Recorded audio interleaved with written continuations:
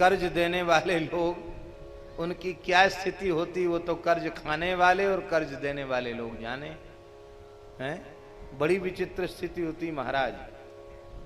हमने तो एक बार अनुभव कर लिया ठाकुर जी की कृपा से। एक हम अपने खाक चौक आश्रम में थे महाराज जी के चरणों में, तो एक संत वेश में ही एक महान भाव उन्होंने हमसे कहा, महाराज जी हम बड़ी विपत्ति में हैं, आप हमको 25,000 रुपए दे दो, हमको कुटिया बनानी है, काम चल रहा है, बहुत परेशान है, पैसे की जरूरत है, आप दे दो। हमने कहा ठीक है। महाराज जी से पूछेंगे तो महाराज जी तो मना कर देंगे, अब बिना महाराज जी से पूछे हम कोई काम करते नहीं, लेकिन अब आप कह रहे हो तो हम महाराज जी से नहीं पूछते हैं, आपका संकट दूर होना चाहिए। महाराज जी हमसे हिसाब लेते हैं, तो पैसा महाराज जी का ही रखा है, अब वो हिसाब लेंगे तो आप हमको दे देना।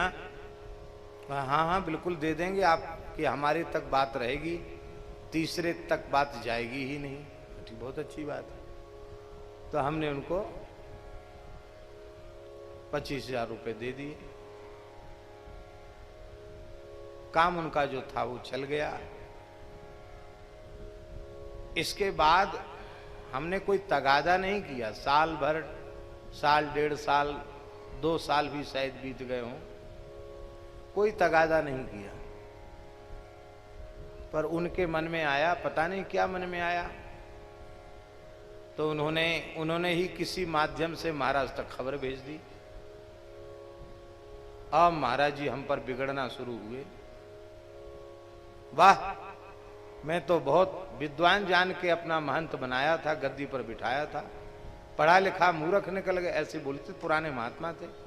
पढ़ा लिखा मूर्ख, पढ़ा लिखा मूर्ख, है तेरी जय तेरी, हे भगवान, हे भगवान। वाह, ये तो सब लुटा देगा, सब लुटा देगा, सब खत्म कर देगा, सब चौपट कर देगा। बहुत डांटने लगे महाराज। तो हमने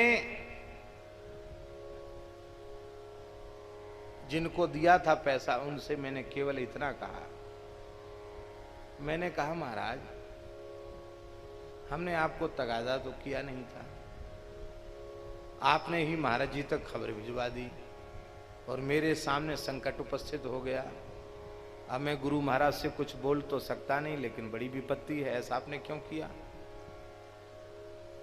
बोले मेरे पास पैसे नहीं थे, आपके अमुक व्यक्ति ने कहा महाराज के पैसे। मैंने तो नहीं कहा था, ना उस व्यक्ति को कहा, हमने तो किसी को कहा ही नहीं, किसी को जानकारी नहीं इस बात की। नहीं नहीं, आप झूठ बोलते हैं, मैं मर जाऊं कि किसी को मार डालूं, कैसे चुकाऊं आपका पैसा? लाल जी थे सामने, ठाकुर जी जैसे यहां बैठे हैं, वो लाल जी को साक्षी करके बोले कि मैं ठाकुर जी को, लाल जी को साक्षी करके बोलता हूं, मैं जरूर चुका दूंगा, इस जन्म में नहीं तो अगले जन्म में चुका दूंगा, पर चुका दूंगा। आपको इतना क्लेश है इसके लिए। तो हमने कहा आप लाल जी को साक्षी करके कहते कि चुका दूंगा, और हम भी लाल जी को ही साक्षी करके बोलते हैं, हमारा आपका कोई लेना देना नहीं। क्यों? केवल 25,000 रुपयों के लिए हमको इस दुखमय संसार में फिर आना पड़े और आपको भी रुपए देने के लिए आना पड़े। मैं इतना बड़ा मूर्ख नहीं हूं, पैसा लेने देने के लिए आऊं धरती पर, ही मेरे जीवन का लक्ष्य नहीं है। अब आज के बाद हिसाब किताब सब खत्म हो गया, बराबर हो गया। तो थोड़ा सा, बहुत पुरानी बात है, नया साधु जीवन था, तो ये अनुभव ठाकुर जी ने करा दिया कि लेन देन का काम कितना खतरनाक है। तो कर्ज देने वाला और कर्ज लेने वाला दोनों ही क्लेश में पड़ते हैं। अब हमारी बात सब लोग मानेंगे तो नहीं, लेकिन फिर भी यदि इस लोक और परलोक दोनों में सुखी रहना चाहते हो तो ब्याज खोरी के काम से बचो। ब्याज खोरी का काम बहुत अच्छा काम नहीं है। इसमें कई लोगों की आह होती है, कई लोगों की पीड़ा होती है, दर्द होता है। ब्याजखोर मनुष्य निर्दय हो जाता है। वैश्य ब्याज का कार्य कर सकता है धर्म की मर्यादा में रह करके, किंतु ब्राह्मण और साधु इनके लिए तो ब्याजखोरी बिल्कुल वर्जित है।